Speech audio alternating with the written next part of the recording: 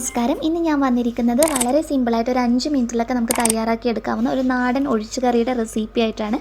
അപ്പോൾ നമുക്ക് വേഗം തന്നെ വീഡിയോയിലോട്ടേക്ക് പോകാം. ഈ ഒരു കറി തയ്യാറാക്കി എടുക്കുന്നതിന് നമുക്ക് ആവശ്യമായിട്ടുള്ളത് വഴുതനങ്ങയാണ്. ഞാനിപ്പോൾ 2 എണ്ണമാണ് എടുത്തിട്ടുള്ളത്. ഇത് മുറിച്ചെടുക്കുന്ന സമയത്ത് ഒത്തിരി ചെറിയ കഷ്ണങ്ങളായിട്ട് കട്ട് ചെയ്യരുത്. അത്യാവശ്യം ഇതുപോലെ ഒരു മീഡിയം സൈസിൽ വേണം മുറിച്ചെടുക്കാൻ വേണ്ടിയിട്ട്. കാരണം ഇത് പെട്ടെന്ന് തന്നെ അങ്ങ് വെന്ത് കുഴഞ്ഞു പോകും. അപ്പോൾ അതൊന്ന് ശ്രദ്ധിക്കുക. ഇനി ഇതിലോട്ട് നമുക്ക് പൊടികൾ ചേർക്കാം. ഒരു 1/4 ടീസ്പൂണിനടുത്ത് മഞ്ഞൾപ്പൊടി ചേർത്ത് കൊടുക്കാം. കറിക്കൊരു കളർ കിട്ടുന്നതിന് വേണ്ടിയിട്ട് 1 ടീസ്പൂൺ മുഴുവനായിട്ട് പിരിയമുളക് പൊടിച്ചിട്ടുള്ളതാണ് ചേർത്ത് കൊടുക്കുന്നത്. ഇനി നമ്മുടെ കറിക്ക് നല്ലൊരു കൊഴുപ്പൊക്കെ കിട്ടാൻ വേണ്ടിയിട്ട് 1 ടീസ്പൂൺ 1.5 ടീസ്പൂൺ വരെയൊക്കെ മല്ലിപ്പൊടി ചേർത്ത് കൊടുക്കാവുന്നതാണ്.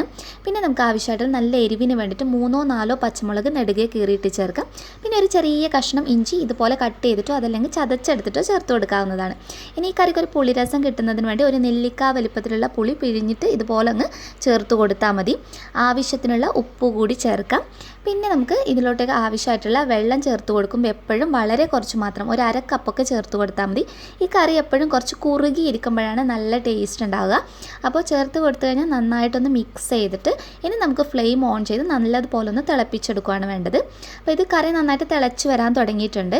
ഇതിപ്പോൾ അത്യാവശ്യം ലൂസായിട്ടാണ് ഈ ഒരു കറി ഉള്ളത്. വഴുതനങ്ങയൊക്കെ ഇതുപോലെ വെന്ത് വരുന്ന സമയത്ത് കുറച്ച് വഴുതനങ്ങ ഇതുപോലെ സ്പൂണോ തവിയോ ഉപയോഗിച്ചിട്ട് ഒന്ന് കുത്തി ഉടച്ചു കൊടുക്കാം. മുഴുവനായിട്ട് ചെയ്തെടുക്കേണ്ട, ഒരു കുറച്ച് പീസ് മാത്രം ഇതുപോലെ ഒന്ന് കുത്തി ഉടച്ചു കൊടുത്താൽ മതി. എന്നിട്ട് തുറന്ന് വെച്ചിട്ട് തന്നെ ഒരു ഇത്തിരി സമയം കൂടി കുറുക്കുമ്പോഴത്തേക്കും കണ്ടില്ലേ കറി നല്ലതുപോലെ കുറുകി വന്നിട്ടുണ്ട്. ഇതിനൊന്ന് തണുക്കുമ്പോഴത്തേക്ക് ഒന്നുകൂടി അങ്ങ് കുറുകി വരും. അപ്പോൾ ഇനി നമുക്ക് ഇതിലോട്ടേക്ക് താളിച്ച് ചേർക്കാം.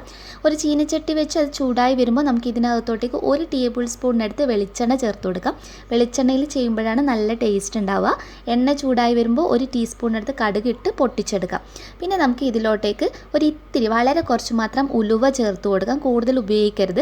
ഒരു 6-7 ചെറിയുള്ളി ചേർത്ത് കൊടുത്തിട്ട് അതിനൊന്ന് വഴറ്റിയെടുക്കണം. നല്ലൊരു ഫ്ലേവറിന് വേണ്ടി 2 തണ്ടൊക്കെ കറിവേപ്പില നിങ്ങൾക്ക് ഉപയോഗിക്കാവുന്നതാണ്. കറിവേപ്പില ചേർക്കുന്ന അത്രയും നല്ല ടേസ്റ്റി ആയിരിക്കും.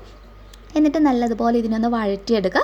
ഒരു 2-3 വറ്റൽമുളക് ചേർത്ത് കൊടുത്തിട്ട് ഒന്ന് വഴറ്റിയതിന് ശേഷം നമുക്കിത് കറിയിലോട്ടേക്ക് താളിച്ച് ചേർക്കാം. കണ്ടില്ലേ ഇപ്പോൾ നമ്മുടെ കറി നല്ലതുപോലെ കുറുകി വന്നിട്ടുണ്ട്. അപ്പോൾ ഈ ഒരു പാകത്തിന് വേണം റെഡിയാക്കി എടുക്കാൻ വേണ്ടിയിട്ട്. അപ്പോൾ വഴുതനങ്ങ കൊണ്ടുള്ള നല്ല സിമ്പിളായിട്ടുള്ള ഒരു കറി ഇവിടെ റെഡി ആയിട്ടുണ്ട്. ഇത് ശരിക്കും ഒരു മീൻ കറിയൊക്കെ കഴിക്കുന്ന അതേ ടേസ്റ്റാണ് കേട്ടോ. അപ്പോൾ ലാസ്റ്റ് ഇതിൽ 1 ടേബിൾ സ്പൂണിനടുത്ത് പച്ച വെളിച്ചെണ്ണ കൂടി ഒന്ന് തൂകിക്കൊടുത്ത് അടച്ച് വെച്ചിട്ട് ഒരു 10 മിനിറ്റിന് ശേഷം നമുക്ക് സെർവ് ചെയ്യാവുന്നതാണ്. നല്ല ടേസ്റ്റാണ് ചോറിൻ്റെ കൂടെ കഴിക്കാൻ വേണ്ടിയിട്ട്. അപ്പോൾ എല്ലാവരും തീർച്ചയായും ട്രൈ ചെയ്ത് നോക്കിയിട്ട് നിങ്ങളുടെ അഭിപ്രായം അറിയിക്കാൻ മറക്കരുത്. നെക്സ്റ്റ് വീഡിയോയിൽ ഇനിയും നല്ലൊരു വെറൈറ്റി കാണാം. അതുവരെ ടേക്ക് കെയർ. Bye bye.